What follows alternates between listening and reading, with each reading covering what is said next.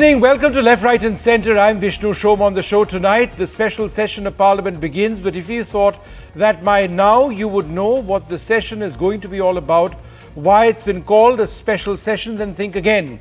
Today in Parliament, the Prime Minister spoke about historic events as our MPs move from the old Parliament to the new one tomorrow. But on the all-important question of whether there'll be a dhamaka set of legislations, we still don't know. There's been a meeting of the Union Cabinet on this, which ended just a little while back, but there is no statement which usually comes out of a cabinet meeting, therefore no clarity on what will be adopted, which is why there is open speculation. Will there be an OBC reservation bill? Will the women's reservation bill be passed? A bill perhaps on one nation, one vote? What about a bill to change the name of the nation? No one knows so far. We'll be looking at what the possibilities are on Left, Right and Centre. At 1:30, a special report from Kota in Rajasthan. The spate of student suicides continue.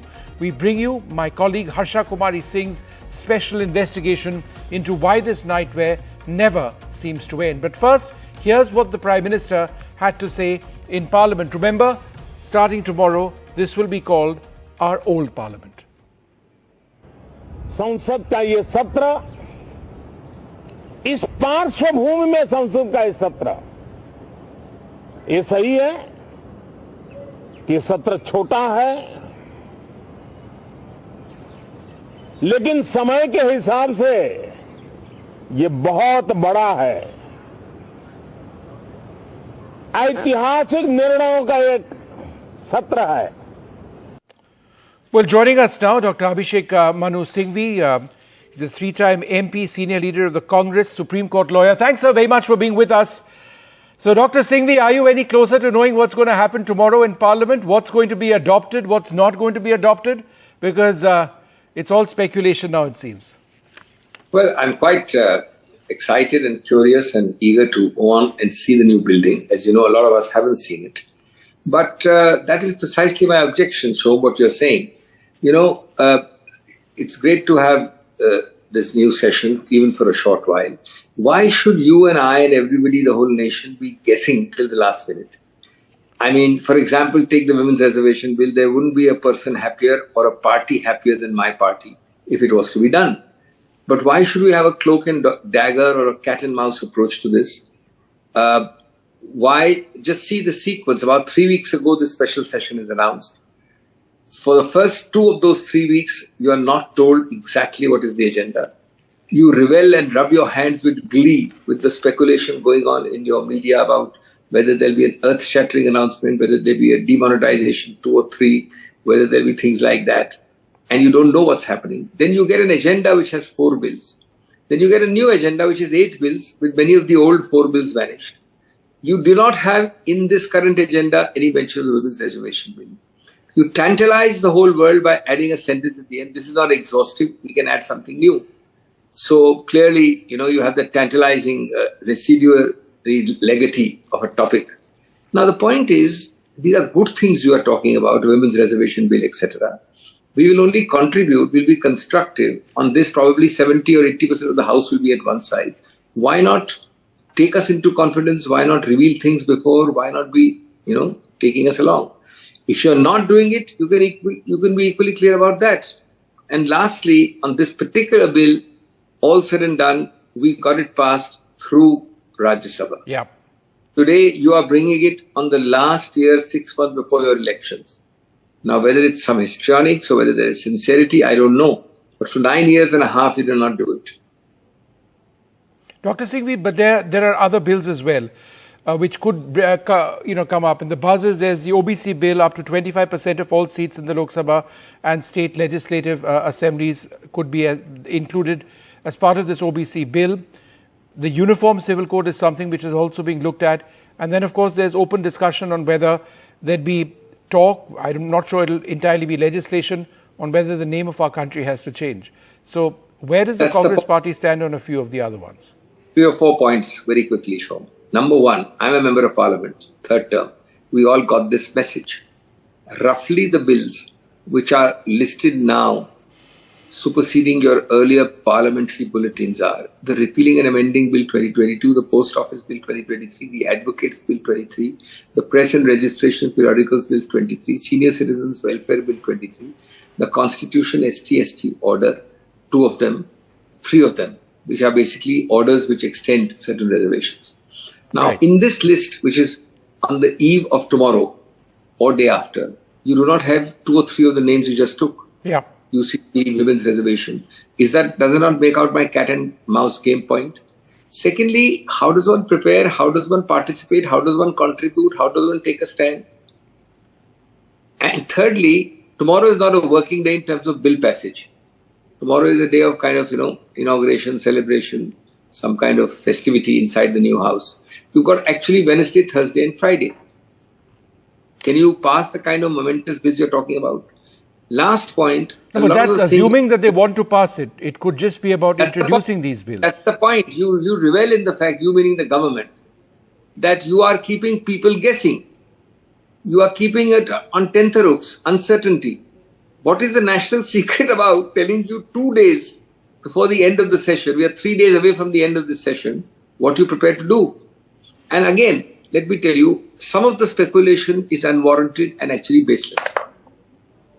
I don't think anything which requires a constitutional amendment, and to my mind, certainly a one election, one nation concept, whatever you call it, does require a constitutional amendment. Possibly the UCC will require. Possibly one of the other things you are mentioning may require. None of them can be done in the kind of time frame we are talking, number one. Number two, where is the approximately 360 cutoff mark for you as the government, even with a majority of 303? You can poach, get, pressurize, collect, whatever, 2 or 3 other parties. But can you bridge the gap from 303 to 360? This is Lok Sabha, mind you. You come to the Rajya Sabha, it looks even more distant. And some of them, possibly the one election, one nation thing, possibly, we don't know, may require further ratification by states. So I think some of this is idle talk. This speculation is brewing because you like it to brew. Because you like there to be... All right, so it's some sort of a political strategy perhaps. I'll ask the BJP about that in a moment. But before I let you go, sir, Dr. Manmohan Singh, I believe, will be speaking at a special function tomorrow. He hasn't spoken in public for a very long time. Do we have a broad theme about what he's going to be speaking about? No. It's fitting that a former Prime Minister is asked to speak. There aren't very many former Prime Ministers around. So I think it's good that he's speaking. He will, of course, always, very sober, very constructive. We don't need to speculate on what he'll say. He'll talk about Parliament, he'll talk about the journey for 75 years, and he'll talk about constructive suggestions. All right. Well, Dr. Singhvi, thanks very much. I'm afraid I don't have very much to ask you because we simply don't know. We don't really know what's going to... we could have a huge debate on each of the bills that I named, but we don't know if it comes up at all. So we'll have to wait and see what happens. Such momentous things are going to be decided by ignorance till the eve of the day, or at least 2 days before they happen. That's not very good for democracy or for parliamentary democracy. Thank you. All right, Dr. Singhvi, thanks very much. Rakesh Sinha, Rajya Sabha MP of the BJP, joins us. Dr. Sinha, why the silence? Why the sense of being, of keeping a secret? Let's face it, at one level, the government is, or the BJP is trying to keep its cards close to its chest. The opposition is asking why. What is the answer? The parliamentary bulletin has been issued. Each and every parliamentarian follows that bulletin. And that categorically mentions the bills which are going to be introduced in the parliament. Moreover, in democracy, it is right of the media and even the common citizen to speculate the future course of the action. And that is quite natural. But as far as the speculation is concerned, and people are saying that why not cabinet decisions has been revealed. Cabinet meetings are very confidential. That the tradition must be maintained. You remember once the cabinet decision was the way जो राहुल गांधी ने एक page फाड़ दिया था cabinet निर्णय का, we all have seen. So therefore, during the parliamentary session, any declaration by the government must be and should be inside the house, not outside the house, before the press or before the people. No, but is that this legally is the decorum tenable, and sir? tradition of the parliamentary democracy. Is that constitutional, and is it part of parliamentary tradition in our country that even a day before there is conversation or discussion on whatever it is that the government tables or wishes to discuss, the opposition is still in the dark? Or is it, Dr. Sinha, that the bills which have been listed, Advocates Amendment Bill, press and registration of periodicals, Post Office Bill, etc., that's all that it's going to be? Till the day we know that this is the parliamentary bulletin, and we are following that information we have been given. I told that in democracy there is a speculation, but you don't stress this speculation to the level that you begin to harm the parliamentary democracy. First day of the parliament, we deliberated the 75 years of the journey of Indian parliament and the Indian democracy, constant assembly debates. And we all have seen the Prime Minister's speech in the Lok Sabha. Above the party line, he mentioned the people like Indrajit Gupta, who was once Home Minister in the Communist Party of India as leader, that he spent 43 years in the parliament. He mentioned the name of one of the parliamentarians who remained in the parliament till the age of 93. So such a kind of experiences the parliamentarians have, and the Prime Minister has given a very lucid information about the parliament's journey. I think that is the beauty of the parliament. In the Rajya Sabha, we have seen the leader of the House, Piyush Goyal and other members have mentioned about the journey. And at this event juncture, I am sorry to say that Congress party and some opposition leader utilize the opportunity. I say misutilize the opportunity, attacking the government directly, indirectly. All the occasions we don't require to attack each other. There are certain occasions we have to. No, but sir, let me ask you this question, sir. Raise before the party line. I understand that, but let's just look at this conversation that everybody has been having. The opposition has been criticizing the government, saying that they don't know what exactly the session of parliament is. The BJP, the government, has essentially been saying that, let things appear in parliament, and then, you will see there's nothing further that can be hidden, once it's in parliament. But my question is this, sir. Aren't you, as a parliamentarian, excited at the prospect of, let us say, a women's reservation bill, or perhaps even an OBC reservation bill? These are things which, are important for our country. Would you not, as a parliamentarian, like to see something radical in a sense? Vishnu, this question is no longer, this answer is secret. Today there has been debate on the journey of India, political journey of India, constitutional journey of India last in 75 years. And everybody participated, all the political parties participated. We are shifting to a new building. That is a historic occasion. Why it is a historic occasion? The question which was raised in Parliament since 1960s, how long the colonized mind would work.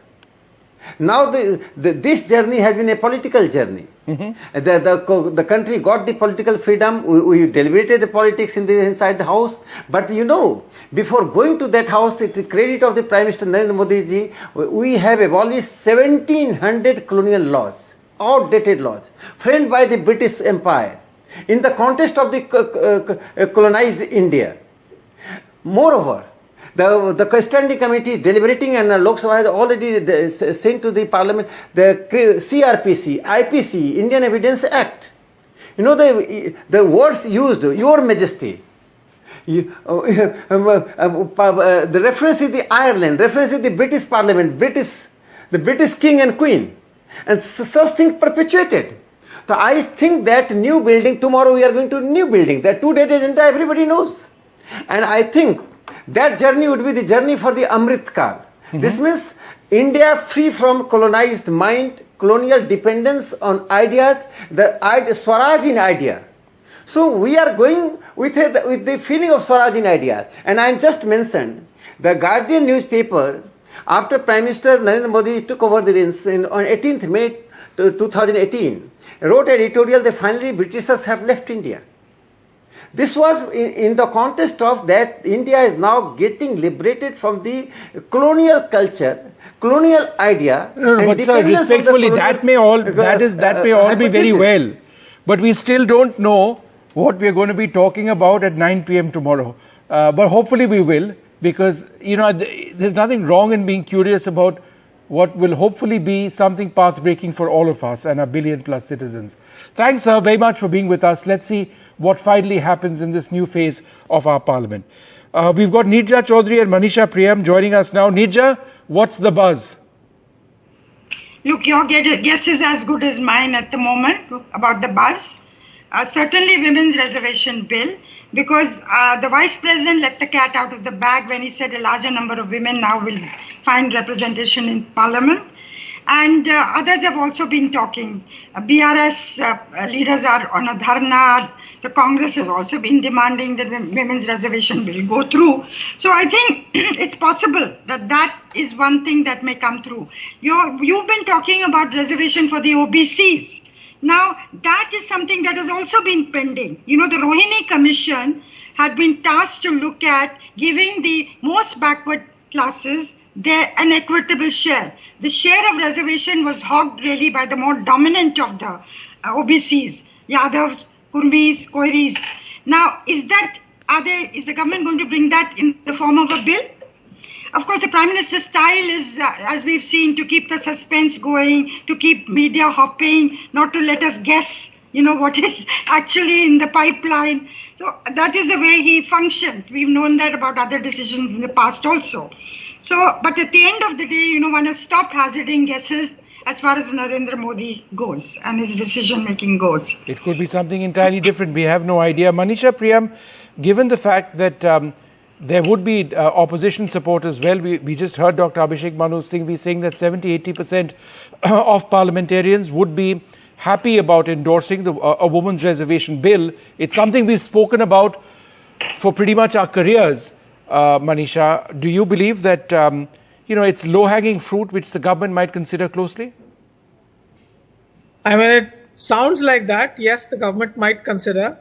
But my own take is that it's a government that to get its votes, especially in the northern parts of the country, to the north of the Vindhyas, it has to rely on the power of the Bahubalis. Remember, Brij Bhushan Saran Singh could not be acted upon.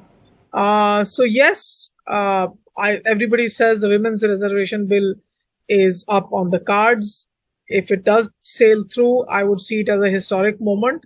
I also believe very much that the important points that the Prime Minister made from the Red Fort on 15th of August this time to take India towards the path of becoming a developed economy. Mm-hmm. So it's not just decolonization that Dr. Rakesh Sinha was talking about that's happening. Perhaps the old building is, something that we associated with a country that was still a developing country, a third world nation, the NAM type of politics.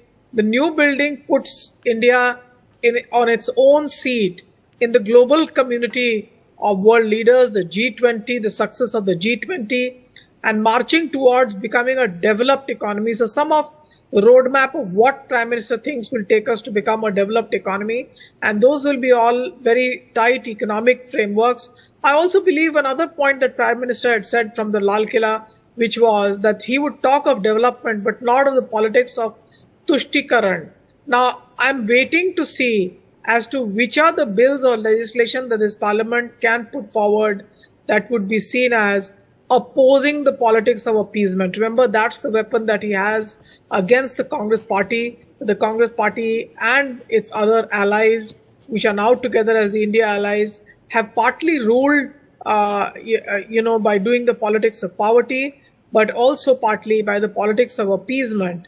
And I think but Manisha, even in Madhya Pradesh, and if you look at what the BJP has been rolling out, I mean, there are schemes, for example, in LPG subsidies, so that politics of appeasement continues one way or the other. Do you seriously think that there would be some sort of bill which is introduced to bring that down? I don't know. I mean, that's the politics of freebies. I'm talking of the politics of appeasement that talks about a particular community identity. So the Prime Minister spoke, and therefore I'm taking clues from his words. What other ways do I have of hazarding a guess? So some amount of rolling out of the UCC maybe in some states that the parliament cannot enact on, but some discussion can be done. Some amount of talking about the Waqf board bills, etc. Or maybe giving some citizenship based on the CAA. Remember, the CAA is not dead. Some amount of conferring of citizenship. Now, those could be some possible ways in which the Prime Minister's promise of doing development but no tuštikaran.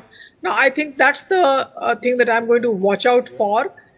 Of course, this government and the Prime Minister himself is going to ride very high on the success of the G20 and the launch of Chandrayaan, and to harp on the fact that India. No, but Manisha, let me jump in over here. I'm just trying to pick up a sense of what you are looking at, and I think it is intelligent the way you're doing it. You're looking at what you've spoken about at the Red Fort. You're trying to find some sort of connect for some sort of potential legislation. So let's continue with that trend of thought.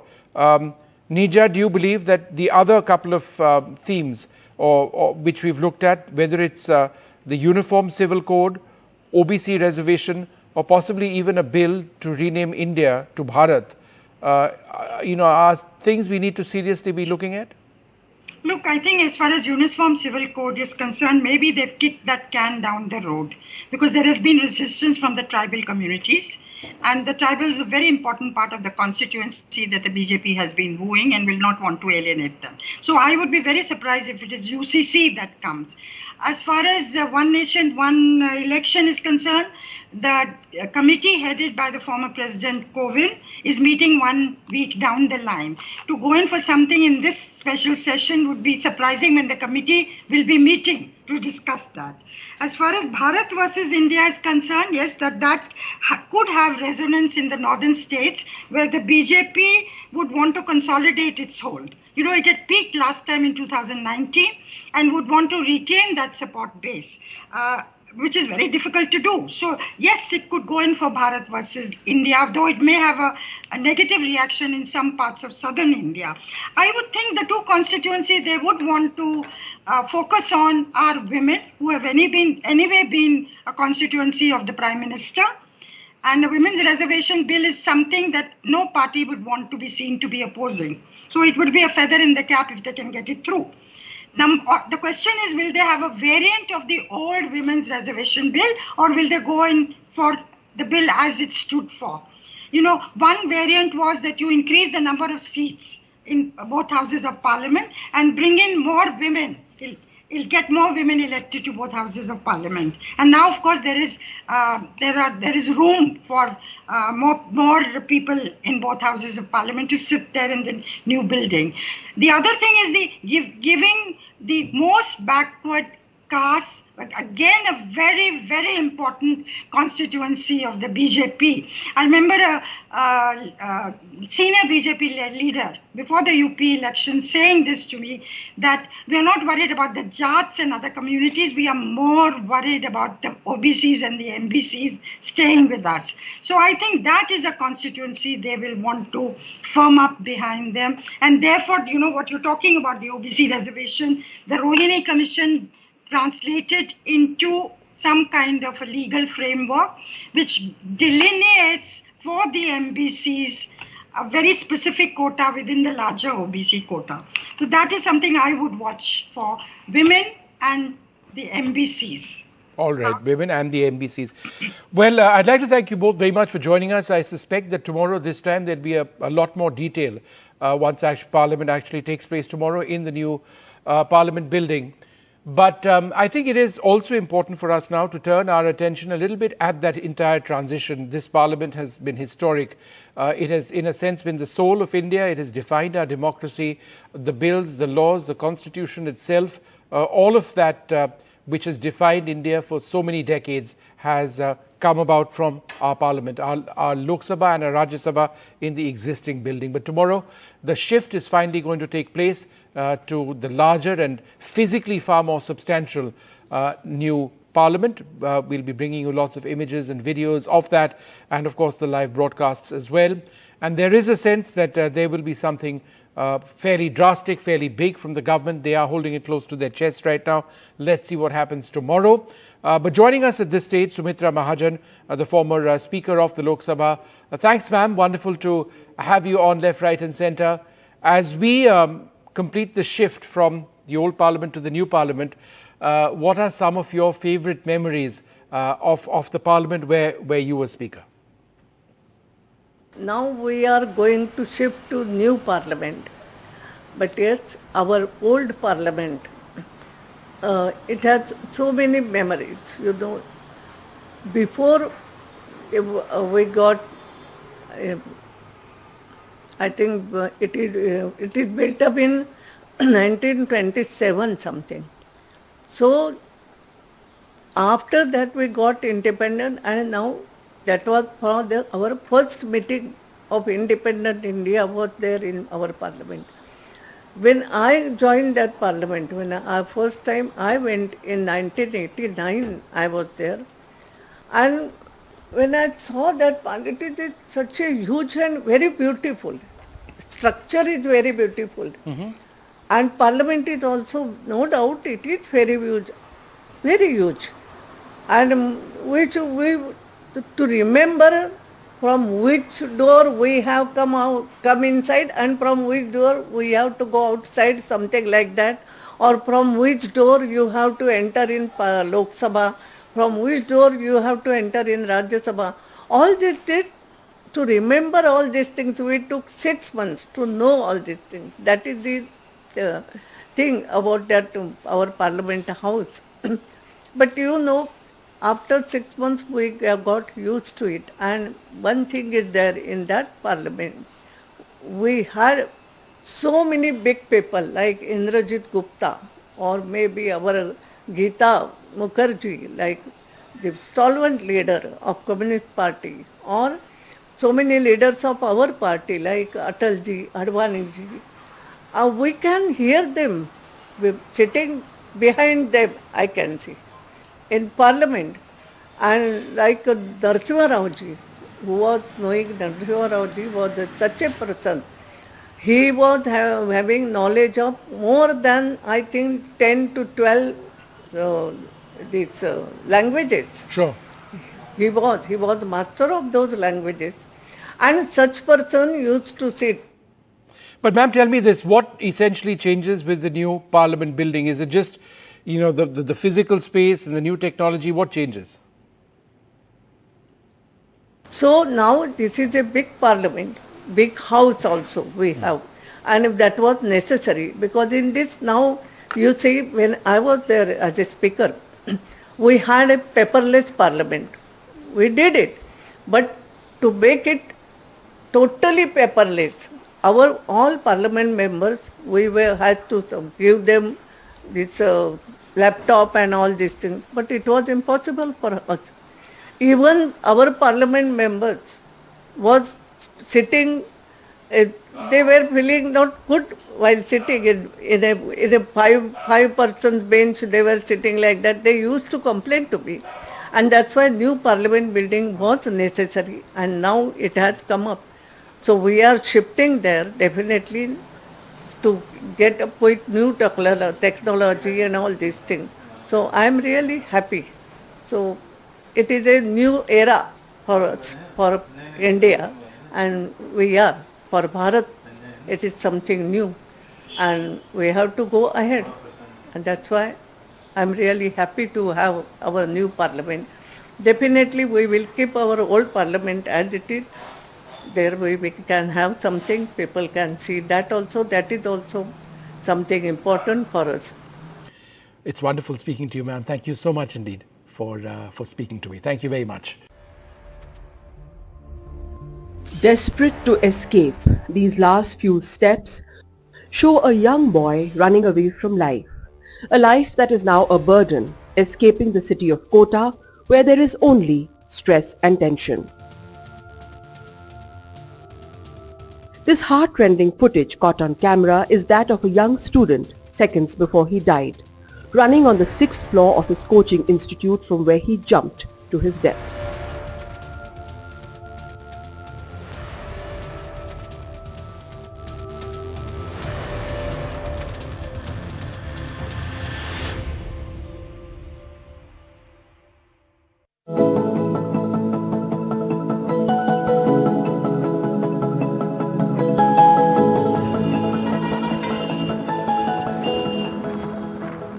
Kota, the city of dreams, a city that sells dreams, dreams of success, dreams that young people aspire to of becoming doctors and engineers, hopes of success and achievement.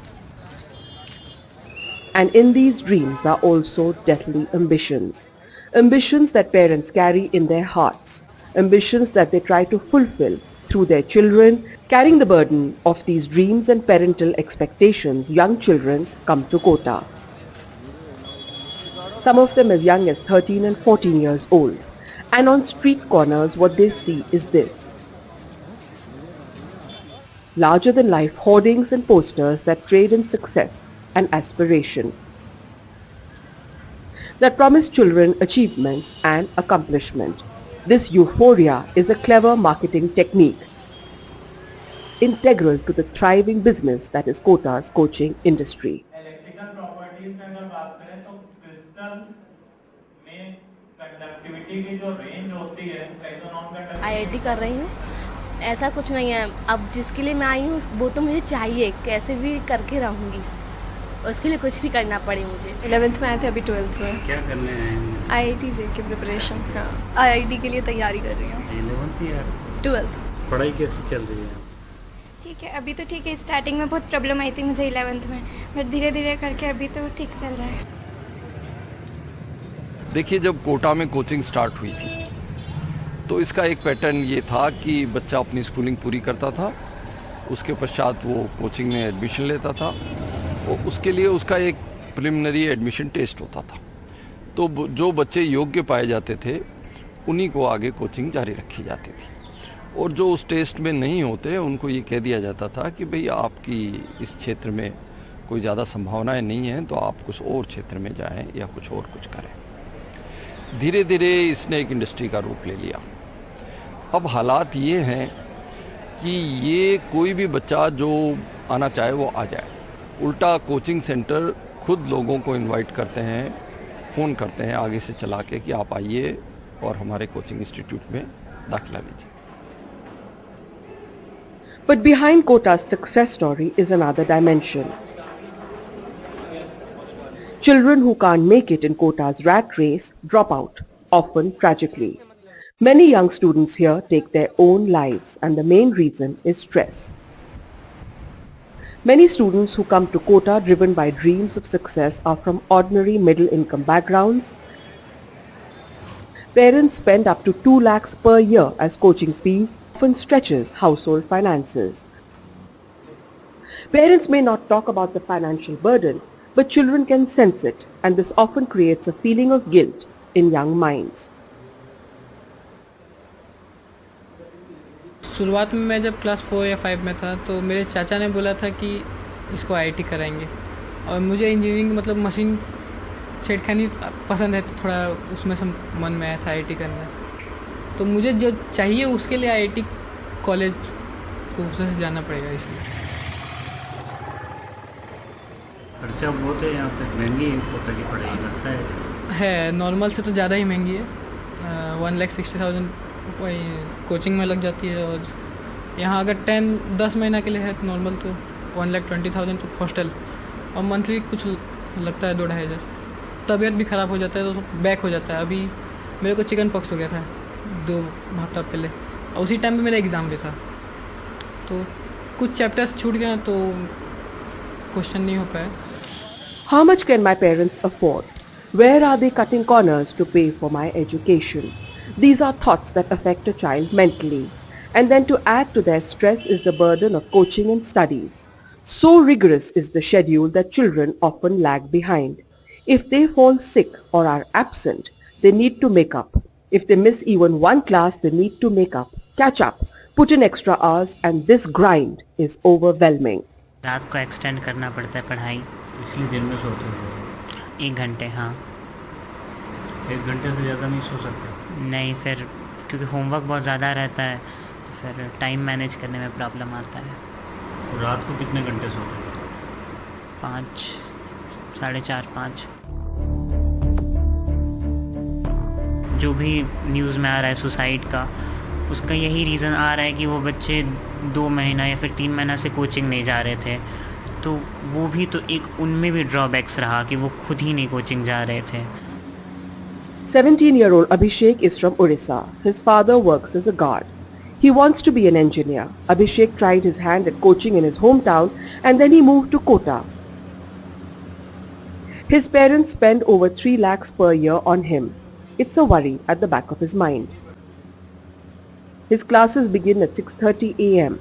It's a tough schedule. After classes, he rests for a bit and then again sits down with his books, often studying till past midnight. There is no place for games or recreation in his young life. All he does is study and sleep and then study again. On Sunday there are tests and then again the week's course to manage. मेरा class तो 1:30 में complete हो जाता है, morning class है हम लोग का। तो आने के बाद वही 1-1.5 घंटा सोना है, मतलब खाओ के सो के शाम को उठ के फिर पढ़ने बैठ जाना है।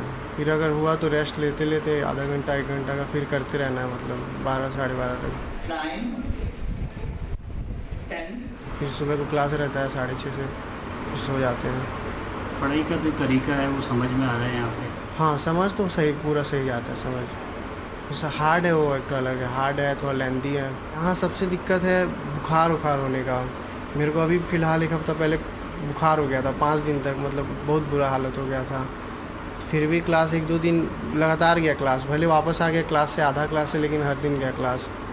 तो वही उसका फिर डॉक्टर का सब बहुत दिक्कत हुआ था उस समय। यही दिक्कत है यहाँ, बस और कोई दिक्कत नहीं है। तो मेथड एफिशिएंसी डिफेक्ट में तुमने देख ही लिया। यहाँ पे प्रेशर सिर्फ मतलब मैक्सिमम तो पढ़ाई का रहता है कि बहुत ज़्यादा ही होमवर्क बहुत ज़्यादा रहता है, बहुत ज़्यादा होमवर्क। तो वो कंप्लीट नहीं होता है, उसको कंप्लीट करते करते फिर आगे का कोर्स का होमवर्क मिल जाएगा आपको। तो कंसिस्टेंस नहीं रहेंगे, मतलब ये वाला कंप्लीट नहीं करके फिर तो पीछे बैकलॉग लगते जाएगा आपका, उसका बहुत टेंशन बच्चों को होता है। हाँ, सबको ऐसा नहीं कि बहुत कुछ हैं जो अपना पूरा कंसिस्टेंट कंप्लीट करते हुए चले जाते हैं, लेकिन मैक्सिमम लोग का बैकलॉग रहता ही है, मतलब पीछे का चैप्टर छूटे ही रह जाता है।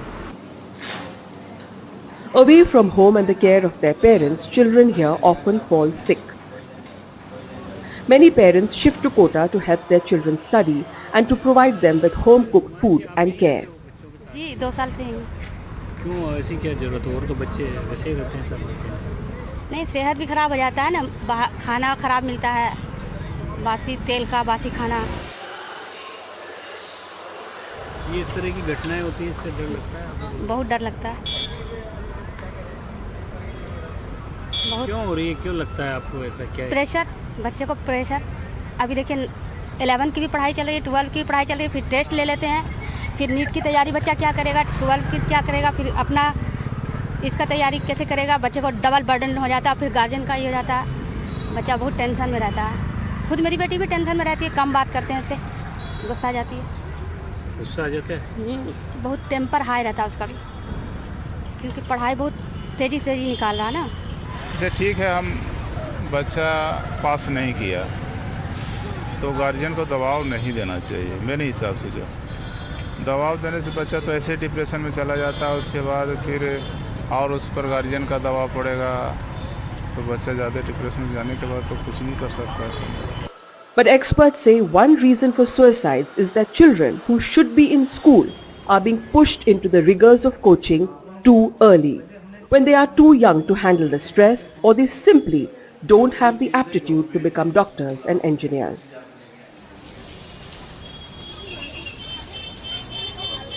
स्कूल में बच्चा जब पढ़ता है तो वो अपने शारीरिक और मानसिक विकास को धीरे धीरे प्राप्त करता है, मैच्योरिटी धीरे धीरे आती है।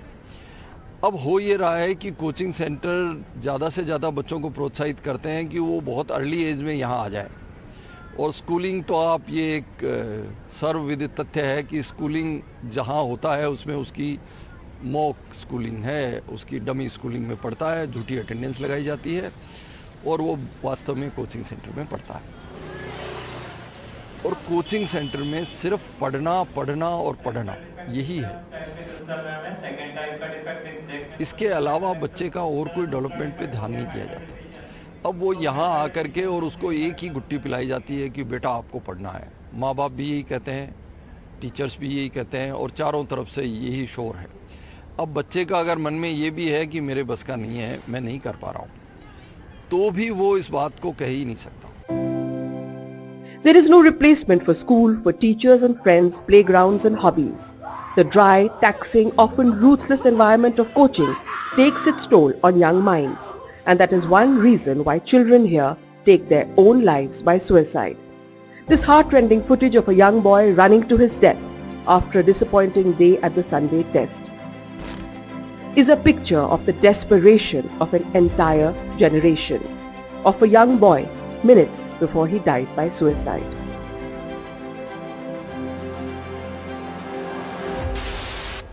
This year there have been the highest number of student suicides in Kota. 2 deaths in one day, and that too after a monthly test on Sunday. In December 2022 there were 3 deaths in one day. In 2022 there were 15 student suicides in the year. In 2021 the figure was 9. In 2019 and 20 there were few children in Kota due to COVID. In 2017 12 students died by suicide, and in 2006 10. After COVID, the suicides here have gone up by 60%.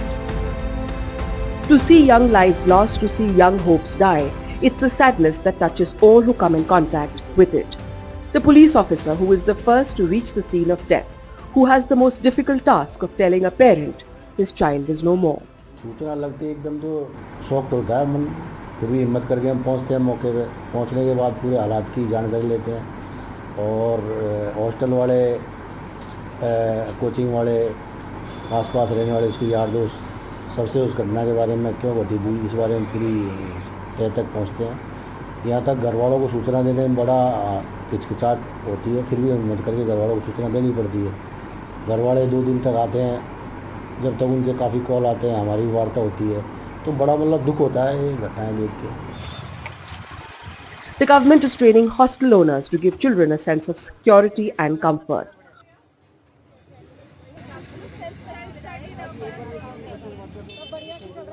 क्या करें हम, mummy papa को call करेंगे कैसे आएंगे, वो नहीं आएंगे पर हम पहले आएंगे, ठीक है। स्टूडेंट सेल की टीम प्रतिदिन विभिन्न इलाकों में जो हॉस्टल्स हैं, पीजी हैं, जहां बच्चे अपना अधिकांश समय गुजारते हैं, उनके मेस हैं, हम उन सब में जाते हैं, इनफॉर्मली बच्चों से मिलते हैं और बच्चों से मिलकर कोशिश करते हैं उनसे इनफॉर्मल टॉक्स करके, स्मॉल टॉक्स करके उनके दिल की बात जानने की कोशिश करें। जो कोई डिप्रेस्ड बच्चा है उसको आइडेंटिफाई करने की कोशिश करें। इसके अतिरिक्त हम हॉस्टल्स के वार्डन्स को सेंसिटाइज़ करते हैं, उनसे संपर्क में रहते हैं। जो दूसरे बच्चे हैं हॉस्टल्स के इनफॉर्मल सेटिंग्स में मेस में जाते हैं, मेस के खाना बनाने वालों से बात करते हैं, थड़ियों पे जाते हैं, वहाँ पे बात करते हैं। और हमारी कोशिश होती है कि कोई बच्चा, ऐसा बच्चा जो डिप्रेस्ड है, उसकी जानकारी हमें मिल जाए। तो इसमें हम काफ़ी सक्सेसफुल भी रहे हैं। बहुत सारे ऐसे बच्चे हमें मालूम पड़े हैं।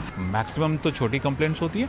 अब बच्चे जो कई डिप्रेस्ड होते हैं वो भी हमें कॉल करते हैं कि वो परेशान हैं और पढ़ाई के बोझ के तले कई बच्चे कि हम परफॉर्म नहीं कर पा रहे, उनके फ़ोन भी आते हैं। और इस तरह करके काफ़ी सारे हमारे पास ऐसे भी कॉल आए हैं जो रियल डिस्ट्रेस कॉल्स थी।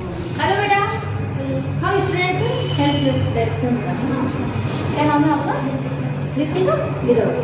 इसमें हमारी टीम तुरंत ही मौके पर पहुंचती है, पहुंचकर उनको जो भी है उनको सिक्योर करके, उनसे सारी चर्चा करके, उनकी प्रॉब्लम को समझकर उनकी प्रॉपर काउंसलिंग कराते हैं, उनके पेरेंट्स से बात करते हैं बिना हिचकिचाहट के, बिना किसी परेशानी के, और अपन खूब एंजॉय करेंगे, बढ़िया मस्ती से, कोई दिक्कत नहीं है। अपने फ्रेंड्स को भी बताइए, आप भी सारी बातें बताइए। Hostel owners and wardens are being trained by professionals so they can work as counselors and spot the warning signs of a student in depression. लगभग जो 3,500 हॉस्टल है और जिसमें कि 2 लाख के लगभग बच्चे निवास कर रहे हैं, उनको प्रोफेशनलिज्म के माध्यम से ट्रेन करना आवश्यक है ताकि बच्चों के साथ में वो अच्छा इंटरेक्शन कर सके, बच्चों के साथ अच्छा व्यवहार कर सके और बच्चों को किस प्रकार से कैंपस में एक फ्रेंडली वातावरण दे सकते हैं। घर से दूर रह रहे हैं, कोई परेशानी होती है मन में कभी तो? स्टार्टिंग में हुई थी, अब आजकल नहीं होती, मतलब थोड़ी आदत भी हो चुकी है और मम्मी पापा से बातचीत भी होती रहती है, वो आते भी रहते हैं यहाँ पर। ज़्यादा परेशानी वाली बात तो नहीं है, मतलब मम्मा पापा से भी रेगुलरली बात करती रहती हूँ, तो कुछ होता है तो बता ही देती हूँ। पापा पूछते हैं कैसी पढ़ाई चल रही है, कैसा क्या रह रहा है, अच्छा लगता है। पर और जो टेस्ट होते हैं उसका रिव्यू भी देते हैं, मतलब कैसा क्या रह रहा है हमारा, बस ऐसा ही चल रहा है। मेरे पापा is like my biggest factor, वो मेरे को बहुत सपोर्ट करते हैं। अगर मेरी रैंक कभी गिर जाती है, मेरे नंबर अच्छे नहीं आते, तो लाइक वो मेरे को बहुत सपोर्ट करते हैं। ऐसा भी नहीं कि बहुत प्रेशर फील होता है, अपना स्पेस लेकर ही पढ़ते हैं और जो भी जितना कर सकते उतना देते हैं अपना। 11th में लास्ट में मेरे मार्क्स थोड़े कम आने लगे थे, पर अभी फिर से इम्प्रूव किया है। There are 2 lakh students at a time in Kota's coaching institutes. Some of them as young as 14 and up to 18 years of age. Seeing the spate of suicides, the government has banned stressful tests. Anti-hanging devices are being installed in fans in hostel rooms. But experts believe rather than filling classrooms with children, where larger the numbers, more the revenue for coaching institutes, aptitude tests should also be made compulsory, where only those children who have the aptitude to sit for tough competitive exams should be given a place in coaching classes. Young children with hopes and dreams unfulfilled are ending their lives. Kota is extracting a heavy human price for the dreams it's put on sale. And these dreams may not come true for everyone. As a society, we owe a responsibility to our future generations. The coaching industry, for whom this is but a thriving business. The society at large, which puts a high premium on education and achievement. Parents who put the burden of their expectations on young children. And children themselves who must stop, pause and think that nothing is worth giving up your life for. With Shakir Ali in Kota, Harsha Kumari Singh, NDTV.